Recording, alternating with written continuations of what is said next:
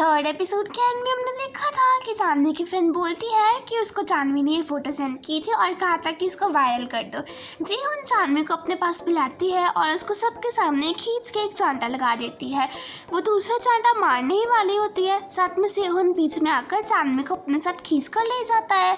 जानवी उसको कहती है वो अपने लिए स्टैंड हो सकती है और उसे मेरी हेल्प करने की कोई ज़रूरत नहीं है। वो जाने ही वाली होती है, सेहोन उसे रोककर कहता है तुम जहाँ से आई हो वहाँ पर चली जाओ, इधर तुम्हारा कुछ भी नहीं होने वाला। जानवी कहती है लेकिन जो चीज़ मैंने की नहीं तो मैं अपना ब्लेम क्यों लूँ फिर। सेहोन उसे चुप करा देता है। जानवी को बहुत गुस्सा आ रहा था पर वो कुछ बोलती नहीं है। नेक्स्ट सीन में हम देखते हैं कि जानवी अपने फ्रेंड के फ़ोन को चेक करती है क्योंकि उसके फ़ोन से सारी फोटोज डिलीटेड थी और उसे याद आता है कि इस टाइम तक तो वो ऑडिटोरियम में थी और किसी ने उसके सिर पर ईंट मारी थी जिस वजह से वो बेहोश हो गई थी। उसके बाद वो अकेली ग्राउंड में बैठी होती है और जेबम उसके पास आकर बैठ जाता है। वो पूछता है कि तुमने वायरल की क्यों, तुम्हारे पेज में चल क्या रहा है आखिर। वो बताती है कि जब ये वीडियो वायरल हुई तब मैं ऑडिटोरियम में थी और किसी ने मेरे सिर पर ईंट से वार किया था, ना कि मैं खुद बेहोश हुई थी।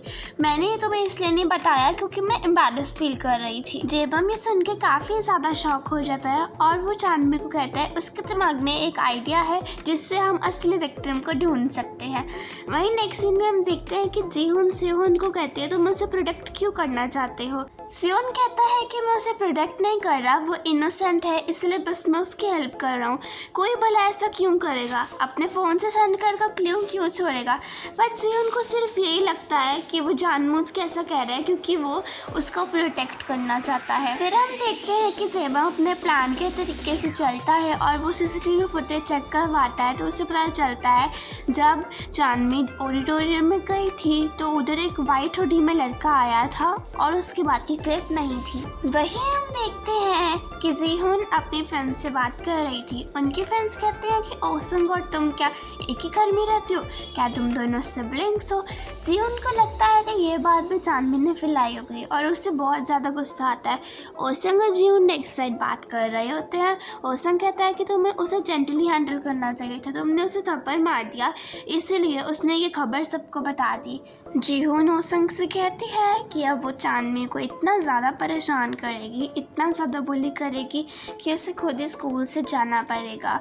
नेक्स्ट सीन में हम देखते हैं शूटिंग प्रैक्टिस के दौरान जब जेबम आता है तब जानवी उससे पूछती है कि तुमने सीसीटीवी फुटेज देखी, तुम्हें कोई क्लू मिला। जेबम झूठ बोलता है कि उसने किसी को भी नहीं देखा। जानवी ये सुनकर काफ़ी ज़्यादा निराश होती है और उसे काफ़ी बुरा लगता है। फिर हम देखते हैं कि ओसंग अपने डैड से मिलने जाता है और हमें पता चलता है उसके डैड पुलिस डिपार्टमेंट के हेड थे और वो उनसे रिक्वेस्ट करता है कि आप जानवी को स्कूल से ट्रांसफ़र करवा दो और जहाँ से वो आए थे वो सांग वापस भिजवा दो। वैसे भी बहुत ईजी होगा क्योंकि वो इलीगल वे से गर्ल्स हॉस्टल में रह रही है। तो वो कहते हैं ओके वो ट्राई करेंगे क्योंकि उससे जीहोन को काफ़ी प्रॉब्लम हो रही है। नेक्स्ट सीन में हम देखते हैं कि जीहोन अपनी बिल्डिंग के नीचे जानवी को बुलाती है और उसने 3 लड़की को हायर किया था ताकि वो जानवी को बहुत ज़्यादा मरवा पाए। उसके बाद वो 3 लड़कियां मारना चालू कर देती हैं, बहुत बेरहमी से वो जानवी को मारती हैं। जीहोन की बिल्डिंग के नीचे सब कुछ हो रहा था तो वो देख लेता है। वो जब जानवी को बचाने जाता है लेकिन काफ़ी देर हो गई थी, इसी वजह से जानवी की हालत काफ़ी ख़राब थी और वो लड़कियां उसे मारकर चली गई। जानवी सेहोन के बगल में से निकल जाती है। सेहोन का पार्किंग लॉट में जानवी का वॉलेट दिखता है तो वो उसको वापस करने के लिए उसके पीछे जाता है। जानवी ऐसे ही हालत में हॉस्टल जाती है और वो देखती है कि उसकी गंदी फ़ोटोज़ हॉस्टल के बाहर लगी हुई हैं। वो बहुत एम्बैरेस फील करती है और सारी फ़ोटोज़ को उतार देती है। नेक्स्ट सीन में हम देखते हैं कि हॉस्टल का ऑनर आता है और कहता है कुछ समय पहले पुलिस इधर आई थी और उन्हें पता चल गया कि एक माइनर इधर रहती है तो तुम्हें यहाँ से जाना पड़ेगा। जानवी उनसे काफ़ी रिक्वेस्ट करती है पर वो मानते नहीं हैं क्योंकि वो पुलिस के झंझट में नहीं फंसना चाहते थे। फिर हम देखते हैं कि सेहोन जानवी को उसका वॉलेट रिटर्न करता है और वो कहता है क्या तुम ठीक हो और ये उन्होंने क्यों किया। जानवी कहती है मुझे नहीं पता, शायद वो बदला लेना चाहती हो मुझसे। उसके बाद सेहोन कहता है ऊपर तुम्हारी एक फ़ोटो रह गई है तो तुम उसे भी उतार लो और सेहोन काफ़ी एम्बैरेस हो रहा होता है। उसके बाद जानवी को वो अपनी गोद में उठाता है क्योंकि जानवी की इतनी हाइट नहीं थी। सेहोन जानवी को अपने साथ अपने घर ले जाता है और उसे टेरेस पर अपना रूम दे देता है और खुद वो जिम में सो जाता है। फिर हम देखते हैं जानवी मेडिसिन सप्लाई कर सोने चली जाती है। यहीं पर ओसंग वॉन्सुक और चांदनी के फ़ोटोज़ देखता है और उससे पता चलता है कि वो दोनों सिबलिंग्स हैं। उनकी चैटिंग के स्क्रीनशॉट्स थे उसके पास, इसलिए जब वो उन्हें पढ़ता है तब उन्हें पूरा विश्वास हो जाता है कि वो दोनों सिबलिंग्स हैं और चांदनी ये इन्वेस्टिगेशन करने आया कि उसको किसने मारा है। फिर हम देखते हैं कि चांदनी अपने और सियोन के लिए लंच बनाती है और ब्रेकफास्ट भी करवाती है। ब्रेकफास्ट खाकर सियोन काफ़ी खुश होता है क्योंकि यूजुअली वो कभी ब्रेकफास्ट नहीं करता था। एक साथ ब्रेकफास्ट कर कर वो एक साथ स्कूल जाते हैं। उसके बाद हम देखते हैं चांदनी को अपने लॉकर में एक नोट मिलता है जिसमें लिखा होता है 5th पीरियड में ऑडिटोरियम में आना। चांदनी को लगता है कि जीहून ने रखा है तो वो उस नोट को फाड़ देती है और वो फिर जीहून के पास जाती है और उससे कहती है, मैंने तुम्हारी कोई फ़ोटो वायरल नहीं की और ना ही मैंने तुम दोनों के सिबलिंग्स होने की किसी को बात बताई, और भावे तुम कुछ भी कर लो, तुम मेरे पर विश्वास करो ना करो, लेकिन मैं स्कूल से कभी भी नहीं जाने वाली। नेक्स्ट सीन में हम देखते हैं कि जब सबको पता चलता है कि ओसंग और जीहून सिबलिंग हैं तो तेसू भी उनका मजाक उड़ाती है। जीहून को काफ़ी बुरा लगता है। फिर हम देखते हैं कि ओसंग आता है जंगयोंग से मिलने और हमें पता चलता है उनके बीच में एक डील थी। जंगयोंग ने बोला था ओसंग को कि वो उसके अटैक को ढूंढे। हमें इनकी बातों से ये भी पता चलता है कि जंगयोंग ओसंग से काफ़ी ज़्यादा डरता था। फिर हम देखते हैं जंगयोंग अपने दोस्तों के साथ बास्केटबॉल कोर्ट में खेलने आता है।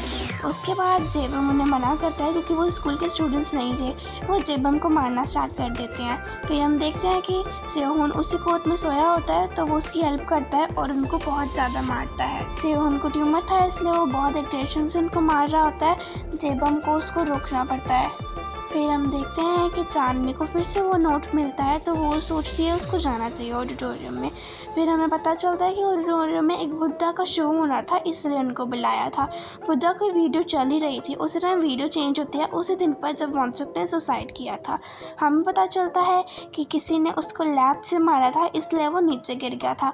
ये सब देखकर सारे बहुत ज़्यादा शॉक हो गए थे। चांदनी को देखकर ये बहुत बुरा लगता है इसलिए वो रोना स्टार्ट हो जाती है। फिर हम देखते हैं कि वॉन्सुक केस रीओपन होता है लेकिन डिटेक्टिव किम को वहाँ से हटा दिया जाता है क्योंकि उन्होंने सुसाइड डिक्लेयर किया था।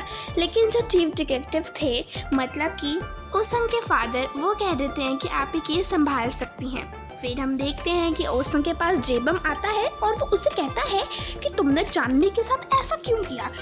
ओसंग कहता है मैंने कुछ नहीं किया उसके साथ। वो बताता है कि तुमने ऑडिटोरियम में उसके सिर पर ईंट मारी थी और वो गंदी से फ़ोटो को सर्कुलेट किया था।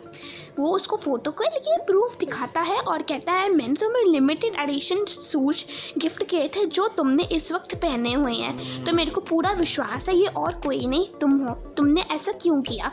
ओसंग कहता है उसने मुझे बहुत परेशान किया हुआ था, उसकी वजह से जीहून भी बहुत परेशान होती थी। जेबम कहता है आखिर तुम्हें जीहून की फिक्र कब से होनी चालू हो गई। ओसंग कहता है क्या तुम्हें पता भी है वो किसकी बहन है। वो जब पूछता है कि वो किसकी बहन है, किसी की बहन होगी वो बताता है कि वो और किसी की नहीं, वॉन्सुक की ट्विन सिस्टर है और वो उसके केस के इन्वेस्टिगेशन करने स्कूल में ट्रांसफ़र लेकर आई है। ये बात सुनकर तो जेबम के होश ही उड़ जाते हैं, वो बहुत टेंशन में आ जाता है एकदम से। फिर हम देखते हैं जब तेसू अपने पार्ट टाइम जॉब से घर के लिए निकल रही होती है, हम जीहून को देखते हैं जो उसके पीछे अपने हायर किए हुए लड़के को लेकर आती है ताकि वो तेसू को मार पाए।